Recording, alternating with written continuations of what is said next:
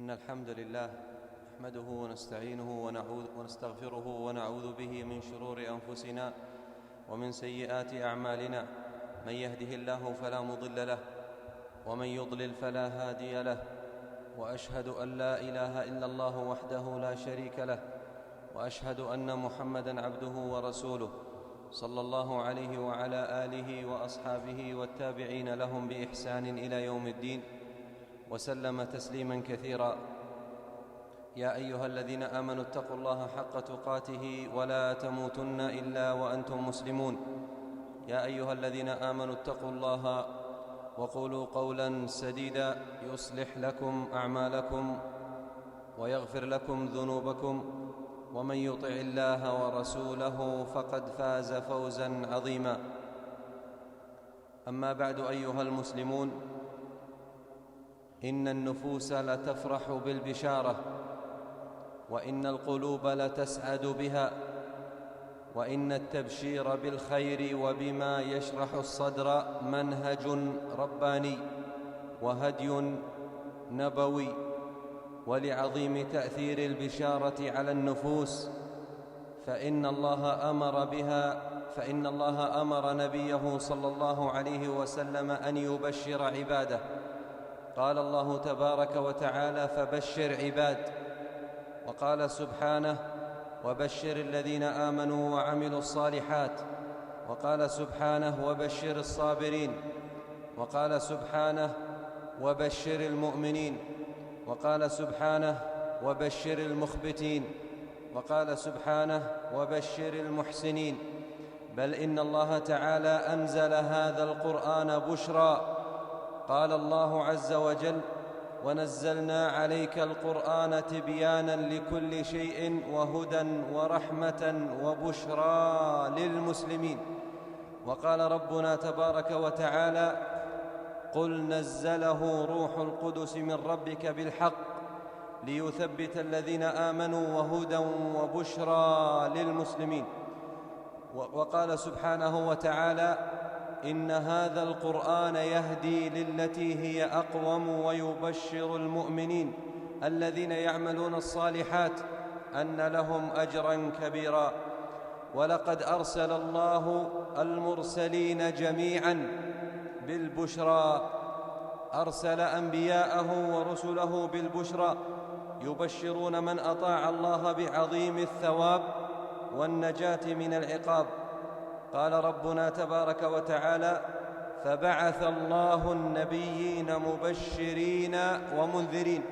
وقال سبحانه: وما نرسل المرسلين إلا مبشرين ومنذرين. وقال عن نبينا صلى الله عليه وسلم: يا أيها النبي إنا أرسلناك شاهداً ومبشراً ونذيراً. وقال سبحانه: وما أرسلناك إلا مبشراً ونذيراً. فالبشارة عباد الله، البشارة لها تأثير عجيب على القلب. ولهذا كان نبينا صلى الله عليه وسلم كثيراً ما يبشر أصحابه رضي الله عنهم، لأن النفوس تفرح بالبشارة وتسر بها. كان صلى الله عليه وسلم يبشر أصحابه ويقول: سددوا وقاربوا وأبشروا. فأبشروا أيها الصائمون، أبشروا أيها الصائمون، أبشروا بالكرامات الإلهية والهبات الربانية والنفحات الرحمانية. أبشروا أيها الصائمون بعظيم الأجر وجزيل الثواب، فإن الصوم له منزلة عظيمة عند الله. فعن أبي هريرة رضي الله عنه قال: قال رسول الله صلى الله عليه وسلم: قال الله تبارك وتعالى: كل عمل ابن آدم له إلا الصيام فإنه لي وأنا أجزي به. وقال النبي صلى الله عليه وسلم: والذي نفس محمد بيده لخلوف فم الصائم أطيب عند الله من ريح المسك.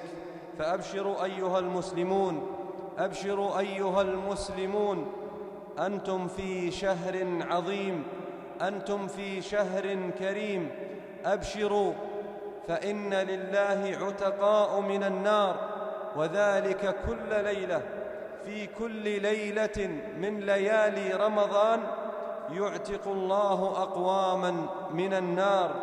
أبشروا بهذه الهبات العظيمة، أبشروا بهذه الهبات العظيمة حتى تنشط همتنا وتقوى عزائمنا على العبادة، فإن النفس تفرح بالبشارة، وإن القلب ليسعد بها، وإن العزيمة لتقوى بها. فاغتنموا شهركم، اغتنموا شهركم، وأبشروا بما لكم عند ربكم، فإن عطاء العظيم عظيم، وإن ثواب الكبير كبير. قال ربنا سبحانه: وبشر الذين آمنوا وعملوا الصالحات أن لهم جنات تجري من تحتها الأنهار. وقال سبحانه: يبشرهم ربهم برحمة منه ورضوان وجنات لهم فيها نعيم مقيم خالدين فيها أبدا إن الله عنده أجر عظيم. اللهم اقبل صيامنا، اللهم اقبل صيامنا وقيامنا، اللهم اقبل أعمالنا وأصلح أحوالنا. اللهم أحينا مسلمين وتوفنا مسلمين، وألحقنا بالصالحين غير خزايا ولا مفتونين يا رب العالمين. أقول قولي هذا وأستغفر الله لي ولكم ولسائر المسلمين من كل ذنب وخطيئة، فاستغفروه إنه هو الغفور الرحيم.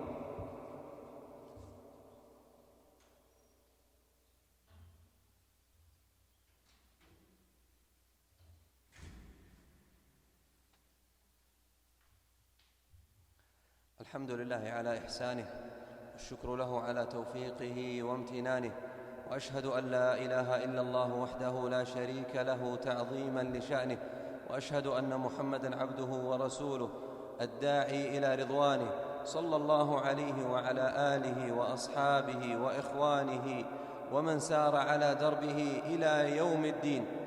أما بعد، أيها المسلمون، فإني أبشر إخواني الذين قصرت همتهم في بداية هذا الشهر وضعفت عزائمهم، أبشر إخواني الذين تهاونوا في صلاتي الظهر والعصر، أبشر إخواني الذين لم يصلوا التراويح ولم يحرصوا على قيام رمضان، أبشر إخواني الذين لم يقرأوا شيئا من القرآن، أبشرهم أن الشهر لم ينتهي، أبشرهم أن الشهر لم ينتهي، وأن ما بقي منه خير مما مضى، أبشرهم أن من تاب تاب الله عليه، وأن من أقبل على الله أقبل الله عليه، أبشرهم أن من أصلح فيما بقي من هذا الشهر غفر له ما مضى من التهاون والتقصير. قال ربنا سبحانه: قل يا عبادي الذين أسرفوا على أنفسهم لا تقنطوا من رحمة الله إن الله يغفر الذنوب جميعا إنه هو الغفور الرحيم.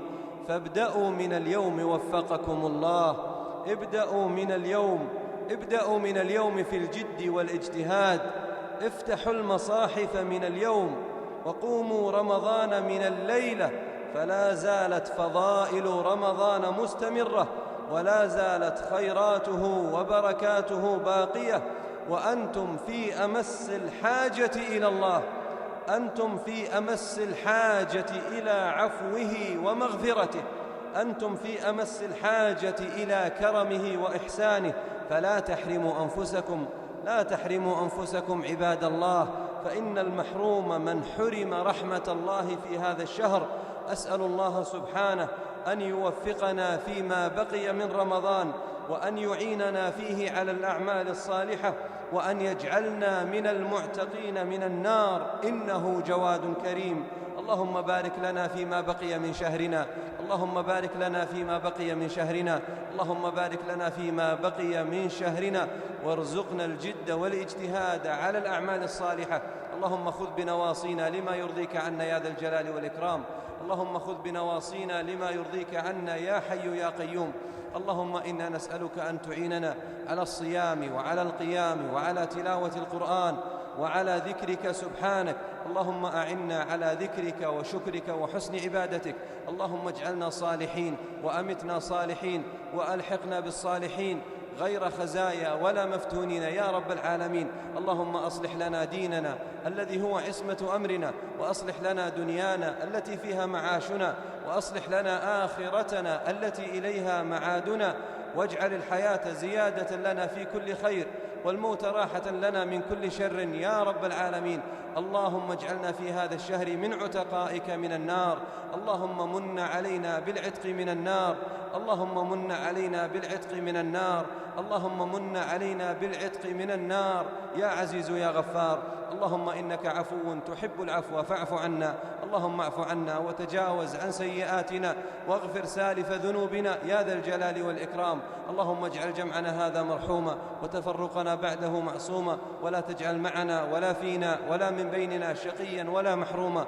اللهم اغفر ذنوب المستغفرين واشف مرضانا ومرضى المسلمين واقض الدين عن المدينين وارحم أمواتنا وأموات المسلمين، وارحمنا إذا ما صرنا إلى ما صاروا إليه يا حي يا قيوم. سبحان ربك رب العزة عما يصفون وسلام على المرسلين والحمد لله رب العالمين.